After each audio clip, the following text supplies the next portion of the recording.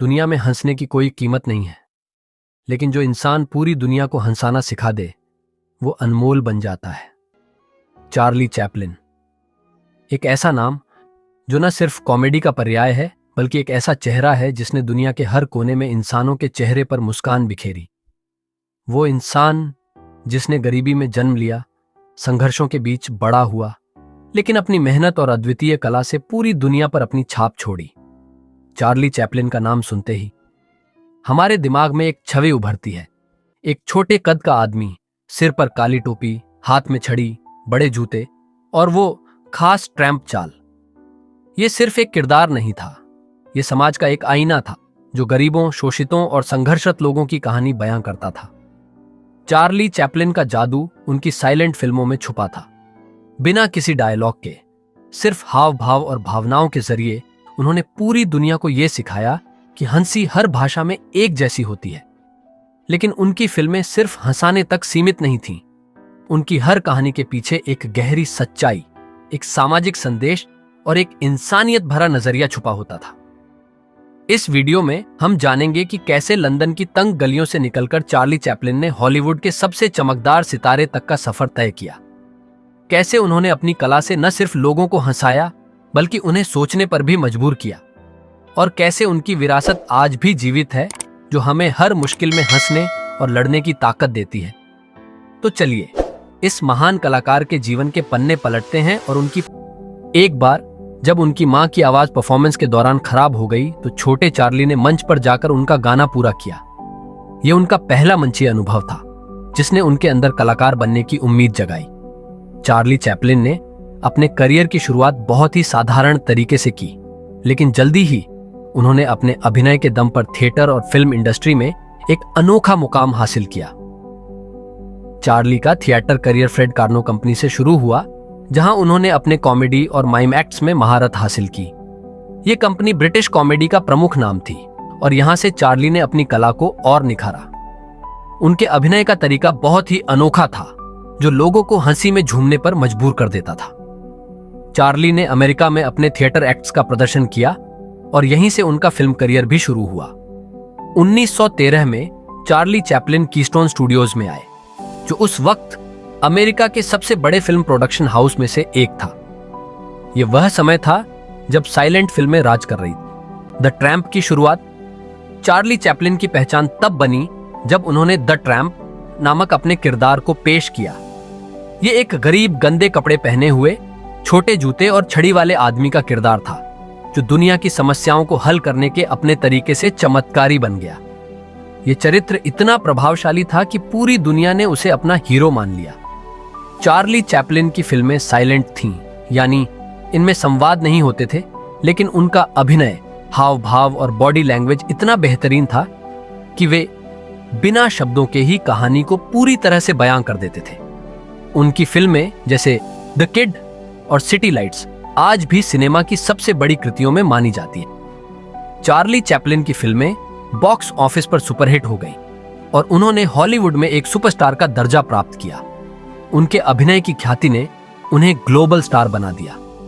Charlie का असर इतना गहरा था कि वे खुद अपने फिल्म प्रोडक्शन के प्रमुख बन गए और स्वतंत्रता से काम करने लगे।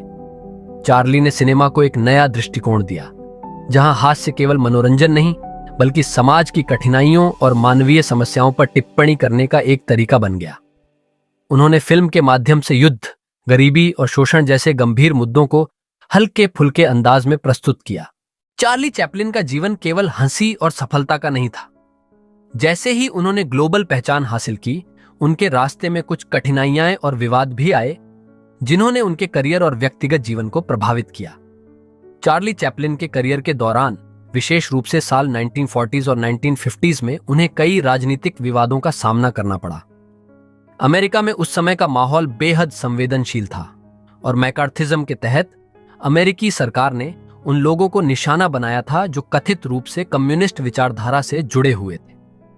चैपलिन का नाम इस सूची में था और उनके खिलाफ कई आरोप लगाए गए थे। चार्ली चैपलिन के राजनीतिक विचार और फिल्मों में छिपे हुए संदेशों के कारण उन्हें और उनकी फिल्मों को संदिग्ध मान लिया गया। उनका कॉमेडी में राजनीति पर व्यंग्य करने का तरीका विशेष रूप से द ग्रेट डिक्टेटर में हिटलर का मजाक उड़ाने की वजह से कई लोगों को आपत्ति थी। चैपलिन के खिलाफ अमेरिकी सरकार द्वारा FBI ने गहन जांच शुरू की थी और उनका नाम उन लोगों की सूची में था जिन्हें अमेरिका की सुरक्षा के लिए खतरा माना जा रहा था। चैपलिन के व्यक्तिगत जीवन में भी कई विवाद थे। वह एक प्रसिद्ध महिला प्रेमी थे और उनका निजी जीवन कई बार मीडिया में सुर्खियां बना। उनका 3 बार विवाह हुआ और उनकी 3 पत्नियों के बीच उनकी संबंधों को लेकर कई चर्चाएं हुई। उनकी सबसे प्रमुख और विवादास्पद शादी थी लिटा ग्रे से, जब वह सिर्फ 16 वर्ष की थीं और चैपलिन की उम्र 35 साल थी।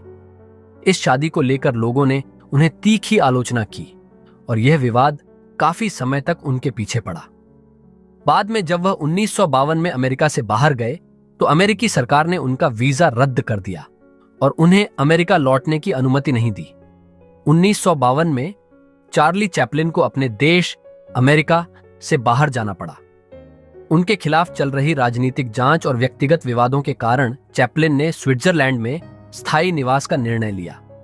चार्ली चैपलिन का स्विट्जरलैंड में प्रवास उनके जीवन के अगले अध्याय की शुरुआत थी, लेकिन इसने उन्हें कभी भी अपनी कला से दूर नहीं किया। अमेरिका से निर्वासित होने के बावजूद चैपलिन ने सिनेमा के प्रति अपनी लगन और समर्पण को बनाए रखा और उन्होंने खुद को एक नई जीवन शैली में ढाला।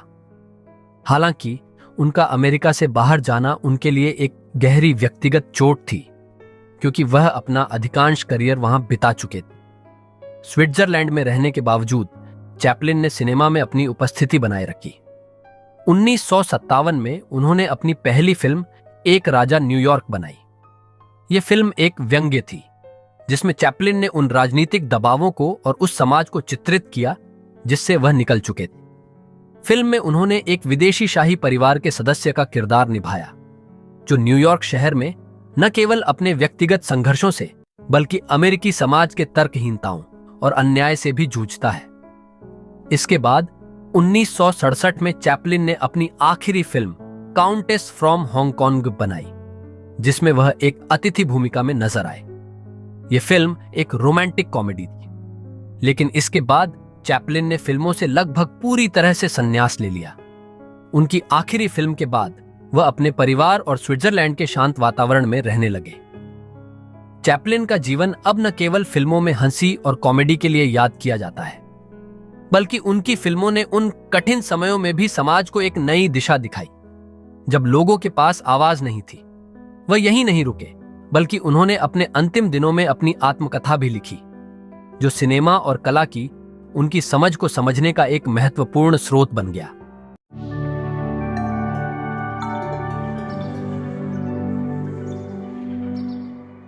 अपने जीवन के अंतिम वर्षों में चैपलिन को पूरी दुनिया से सराहना मिली। 1972 में उन्हें हॉलीवुड में अपनी सफलता और योगदान के लिए ऑनरेरी एकेडमी अवार्ड से सम्मानित किया गया।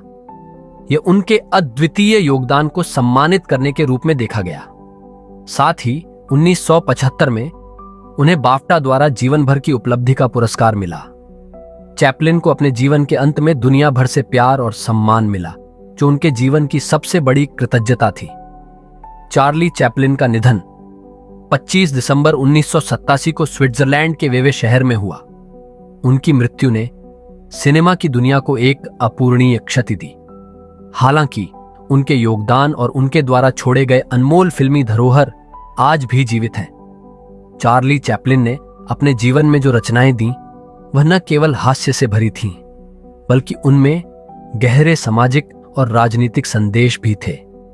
उनके कार्यों ने कला की शक्ति को साबित किया और यह दर्शाया कि मनोरंजन और कला का सशक्त रूप सामाजिक बदलाव का प्रेरक हो सकता है। चैपलिन का नाम सिनेमा के इतिहास में हमेशा अमर रहेगा।